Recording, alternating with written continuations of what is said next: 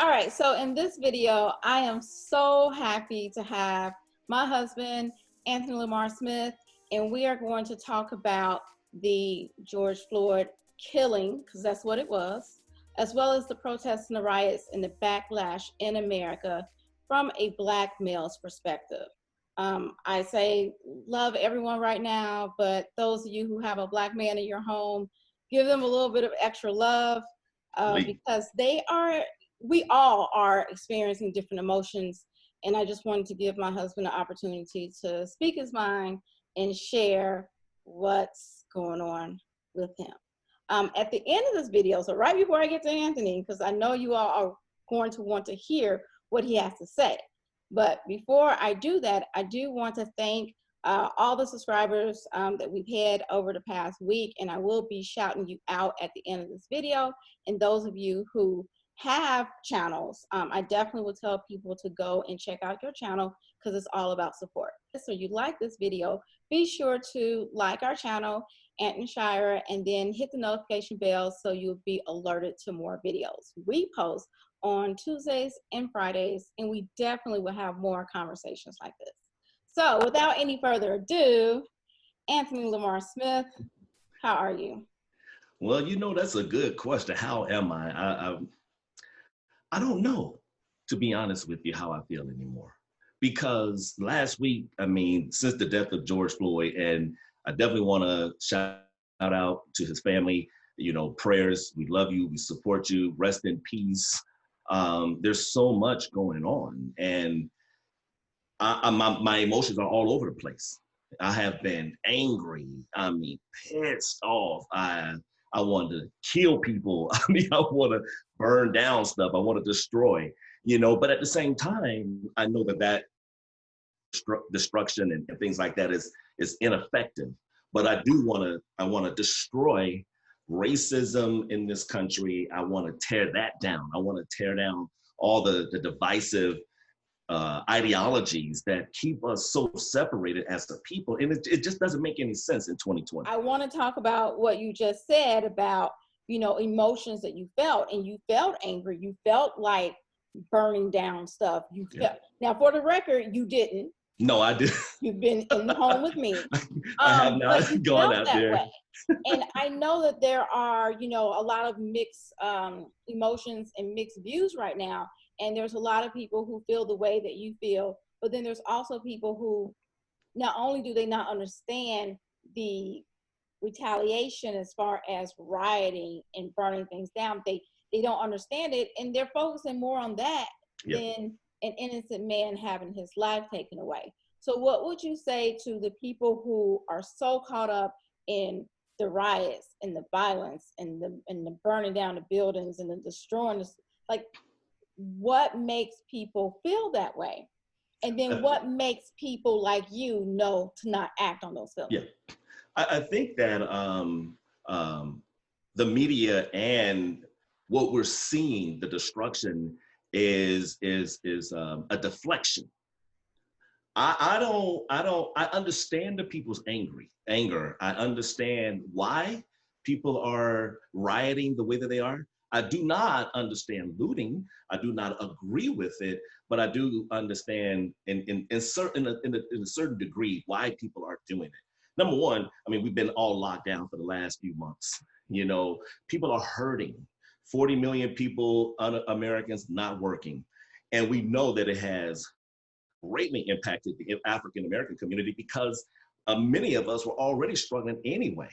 I read somewhere a statistic that says 78% of Americans are living paycheck to paycheck. So when you take that into consideration, probably 95% of African Americans are living paycheck to paycheck. So they don't have any money. They've been locked in the house, afraid of this disease, watching friends and family being affected by it. And I think people just blew up, and I hate the fact that they've done that.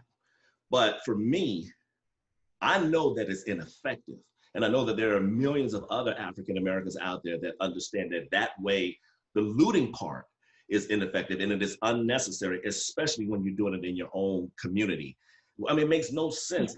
And they tearing up the strip malls and the grocery stores and Targets. I mean, that's ridiculous. So I want to And go the back. people, I want to go back because yeah, there's something that you said, and you're like, there's people who feel this way. There's people who are, destroying things, but it's not all Black people. nope, It's not just Black people out there rioting and burning down buildings and acting a fool. And I don't know if everyone's doing it because of the George Floyd incident. I no, think that some of the peaceful protests are being hijacked, and then you only see what they show you on the news, yep, as opposed to people like us. We have the luxury, maybe, to have friends that's out there that's taking their own footage, that's showing a whole different side yep, than what you're seeing on the news. Because in some of these cities, I'm like, where are the Black people? yeah, I mean, it's like you just can't see them. It's just that's a true. crowd of a different skin tone. So I think that we have to definitely address the news and how they are falsely portraying, without forgetting the number one cause, which is being against police brutality and Yes, getting justice, not just for George Floyd. This isn't like an isolated incident. correct. This happens all the time. And some All the time. cases don't get any attention. But like what you were saying, Anthony, I think people have just ran out of Netflix or something. And now they've been alone with their feelings, and they're just like, Okay. enough is enough. Enough is enough. Gotta stop. I know, I was having a conversation this morning with a family member of mine who was talking specifically about the looters. And we spent so much time focusing on that, that I had to go back in and remind my family that the looting is the effect. It's not the cause. The cause, as you mentioned, is the police brutality. The cause is the racism. The cause, when we really, really dig deep, this is a financial crisis that we're in. I mean, we have witnessed our government steal $3 trillion of taxpayer money and give it to these large corporations, and African-American small businesses hardly got any of it. They didn't get any of that money. They set aside, and so, people are forgetting that also causes the buildup of anger. Where the money? When people don't have money and they don't have jobs and they don't have opportunities, and then you add in the racism and the police brutality and all of that, man, people are going to react and go crazy, which is why I was feeling that way last week as well, and over the last couple of days. But I know, again, as we mentioned, it is ineffective to loot. Protest, yes. Looting, absolutely not. Thank you. So let's talk about what are some effective measures that we can put in place to actually get the results that we want. Because to me, I just feel like this shouldn't be so difficult. Why can't the police just follow a particular protocol of this is what you do when you arrest an unarmed citizen, period? It shouldn't be like, well, if it's a white person like Dylan Roof and he killed 9 members of a church, we're going to arrest him and he's standing up and we're going to take him to Burger King. But if it's a Black man and he's just allegedly doing sometimes absolutely nothing but hanging out in your apartment, we're going to knock him to the ground. We're going to kill him. And that there's no police department in this country that can tell me that makes sense. Not only that, there's no way that this particular career, this particular occupation can say they can't figure it out when all other occupations have a protocol and have a particular checklist or a guideline that they use in order to do things. Simple as that. So what are some of the effective measures that you think I can take, people who are watching can take, to effectively let our voices be heard and look for a solution? I want a solution. I'm tired of being in this position. You are absolutely correct. And in my opinion, I really feel that one of the first things that needs to be done is that these police officers need to be reminded, and they need to be aware of the fact that they are employees of the citizens.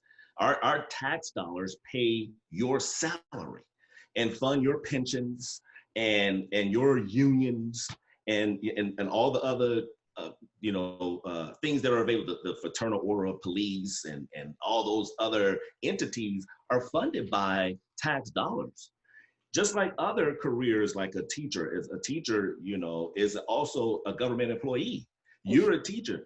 And as a government employee, man, if you were beating students and and and and and and doing all these crazy things to the students, man, I mean, oh my Lord, they would get you out of that school district so darn fast. The parents would come up there and would go crazy. But for some reason, we think the police officers or the police officers think that they are above the law. And they need to be reminded you are a representation of the law. Your job is to uphold the law, not break the law or think that you are above the law. That's the first thing. Number two, I honestly believe that we need to start focusing, as African Americans, we need to start focusing our attention on the local elections. You know what? Hey, Trump, in my opinion, is a blithering idiot. And you know what? I'm at the point right now, let him have the presidency. But you know what? Well, we're going to, no, No. no. I'm just saying, I don't want us to just focus. No Trump. I can't deal with this for another 4 years. However, in the event that he does get reelected, we need to focus so much of our attention also on the local elections. I mean, all the way down to, of course we vote for our mayor, but we need to be voting for the coroner. Just like that coroner that said George Floyd, he died as a result. He had high blood pressure, he had this, he had that. The police officers, they just contributed to his death. Even though you said it's a homicide, by saying all of his other medical conditions, it gives the prosecutor not the prosecutor, the police officer's defense attorney, an opportunity to be able to use that so that this police officer is not punished accordingly. They can reduce the charges and all that kind of crap. No, kill that noise. But if we vote that fool out of office, because he might be he could be a Republican. I don't care what he is. He needs to go. If he's the Republican or Democrat, he needs to be voted out because he is on the side of crooked officers with that autopsy. So coroners we need to vote on them. We have to vote on the mayors, on local legislators who are I don't care what it is, the alderman in your area, somebody that looks like you, that's going to think like you and take into consideration your views and what you think will benefit you as an African American. That we also need to, in the event that we have another president who we don't like in office, we want to make it so difficult that when he's doing his State of the Union address and he looks out at the audience, he sees very few people that look and think like him. Trump is a racist, he's a narcissist, he's a sexist. I mean, and he does not benefit the masses as a whole. He has one particular goal in mind, in my opinion, and that is the advancement of racist white male ideology, and we need to get that fool out of office. So that's good. You gave us something we can do. Make sure you register to vote. Don't just worry about voting for the president, but vote in all elections. But as you said earlier, a lot of people are angry. A lot of people are frustrated. They fed up. Enough is enough. They're ready to go and just, steal some stuff or blow up some stuff or destroy some stuff. What can people do today to channel that energy, but effectively feel like they're being part of a solution? Yeah. Because voting is something that, and I guess some people are voting today. Yeah. Ironically, right. So you went and you voted, and then you walk away and you're still upset. Yep. You walk away and you're still angry. You walk away and you're still confused. What else can we do that is more immediate, especially for places where people are not voting, or even for our fellow whites, Asians, Latinos, Native Americans, Pacific Islanders, all, the whole gamut of other people who feel our pain, who are supporting us, and they want to know what is it that they can do to effectively be part of the solution. No matter what the color of your skin, you are a human being. So if you're white, you're Asian, you are Hispanic, and you are supporting the Black Lives Movement, make sure that you remind your neighbors. Tell your neighbors, tell your friends, tell your family members, because you may be supporting the Black Lives movement, but that doesn't mean that your spouse supports it. It doesn't mean that your neighbor is supporting. It doesn't mean that all the other coworkers, because they could hate Black people. So convey to them that we are human and that you support us as a human being, as a human race. You know, that's one of the things I think we definitely need to spread that message. Well, I know for me, one of the things that I did to kind of reduce the anger and frustration that I was feeling, I started writing. Let me write down my feelings, you know, and let me be honest with myself.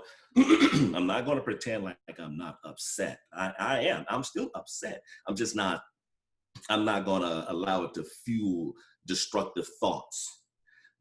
Channeling it.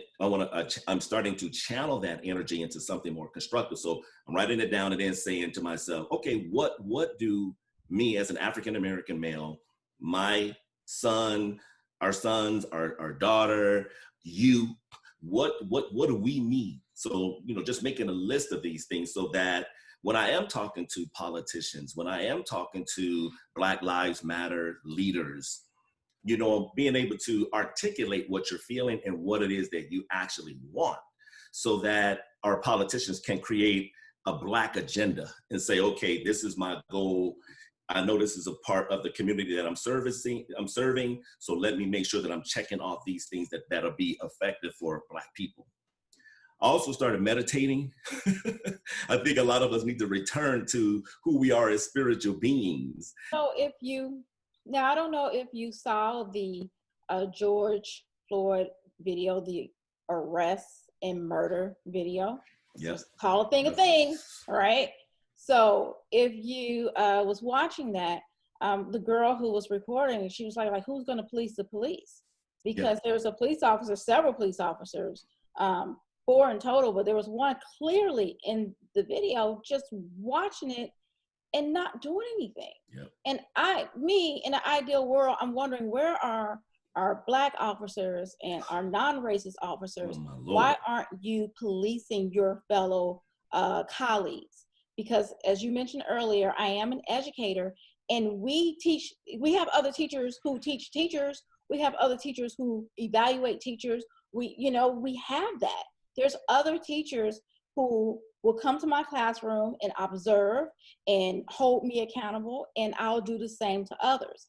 Almost every career I know, it doesn't matter that we're colleagues. If I am, discriminating against a kid, if I'm grading an essay and I decide I don't like you, so I'm going to grade your essay one way, but I like what this person said, I'm going to grade a different way. No, it doesn't work like that. Nope. We have rubrics. It is a checklist. Hey, if they do this, you score it here. But if they do that, you score it there. If they omitted this, then you check this part off. It's pretty much, straightforward. And if I don't do that, I can be held accountable. Yep. I can't just randomly give grades. I'm held accountable by my own colleagues and by other people within the educational system. I would like for those of you who have access to your police force or email, write letters to your congressman, etc., they need to have guidelines. They need to have a checklist. And if they cannot follow it, it needs to be consequences. Maybe this isn't the right career for you. Okay. Maybe it's not. If you're scared of Black people and you think they're scary, maybe you don't need to be on the streets. I know, and that's right. okay. There was a lot of educators who became teachers and realized they don't like kids. They found out they don't like kids, so they got out of education. They got out of education and they did something else. Yep. You may just need to do something else. I totally agree with you, Shira. I mean, as a licensed realtor, as a licensed mortgage banker, I spent many years as a certified insurance broker, licensed in every state. I mean, they have laws that you must abide by, operating with integrity and ethically. And they break it down from all kind of areas. It's not just necessarily stealing money, but how you are behaving with your clients, serving the community. And if you are out of line, I mean, they will suspend your license so fast. They will fine you, thousands and thousands of dollars. There is imprisonment. Oh man, the insurance commissioner of every state, these different states' insurance commissioners, man, they have a lot of power. I mean, they could destroy your life. These police officers, they pretend like they have these organizations that police the police.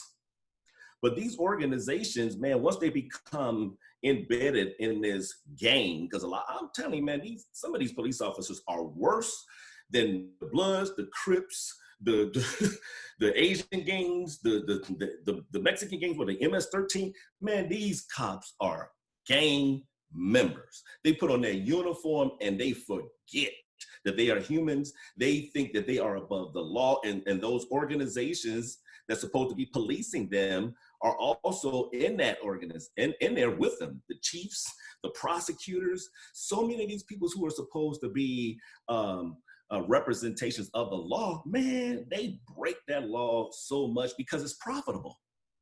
It's profitable. If we reduce crime, then what the prosecutor gonna do? She ain't gonna have a job. And then the defense attorneys, if that's gonna reduce their money, the probation officers, that reduces their money. So they don't want to reduce crime. They want to make it even easier for you to commit crimes. I also want to reiterate too, Shira, that I am anti-Donald Trump, anti-racism. I am anti any divisive ideologies and things like that. I ain't for that crap. So if you could be a Republican, stay a Republican. I don't have a problem with that. Be a Democrat, stay a Democrat. I don't have no issue with that. I do not like Donald Trump because of his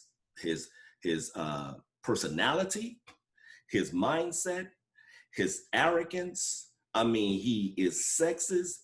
He don't give a damn about women. He don't care about your rights. You know what I mean? He don't care to pay you equal pay. Remember, money is power. So to pay a woman as much as a man, then he won't have the ability to control you. Hey, that's babe. His mindset. Yeah, babe, you check out the leaks from Anonymous. The which one? No. Oh, I know. I haven't talking about that. A lot of people aren't talking about that, but a lot of stuff got leaked about Donald Trump.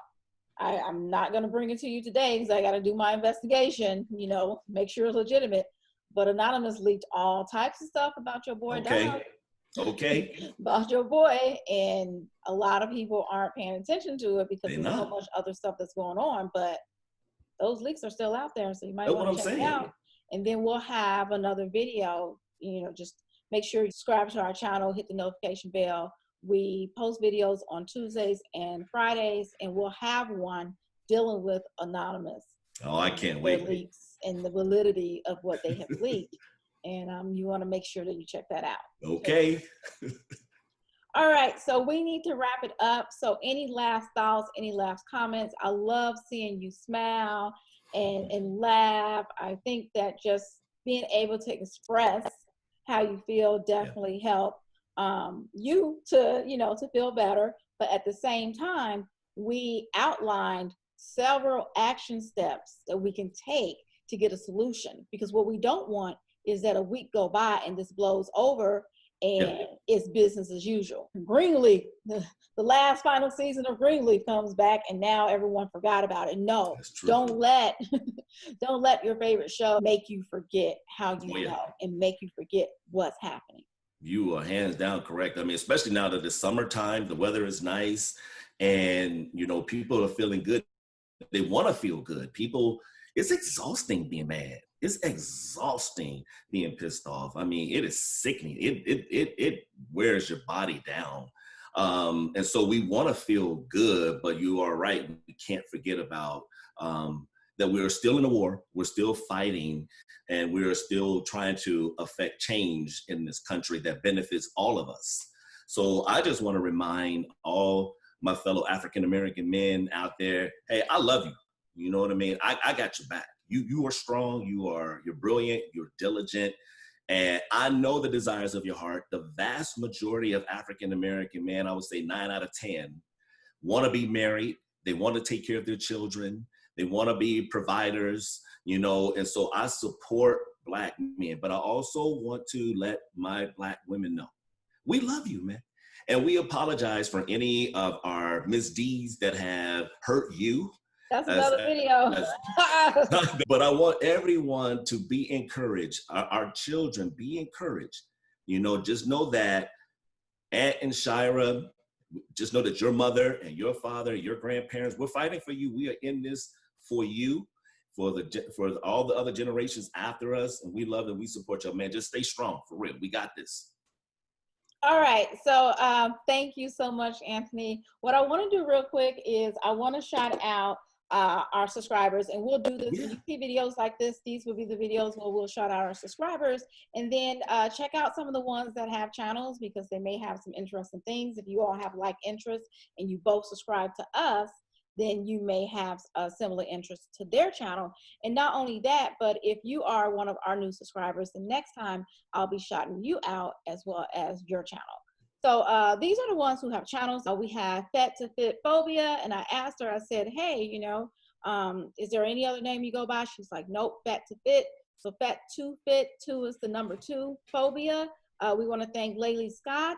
We want to thank Yester Kitchen, the Mac Rumus, Tamika Talks, Official J, Noel Newsom, and Kala Lilies. So those are the ones that have channels. Check them out. And then wrapping it up with our final new subscribers, and I don't think they have channels yet, but they may have some in the future. Antonio Lakshana, that's, who's his name? Antonio Lakshana. Lakshana. Okay.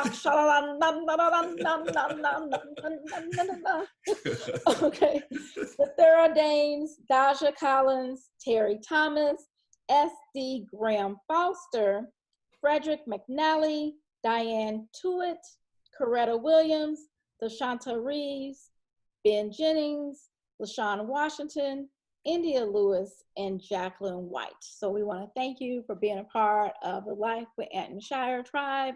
We appreciate you. We're all family. If you have not done so, be sure to like, subscribe, ring the notification bell, leave us a comment. Let us know how you're doing. How are you feeling? How are you processing anything? I mean, we're both at home. We're not going anywhere, so we are here to talk and chat with you, and look out for our next video that will be released on Friday. Until next time. Peace. Bye. Peace.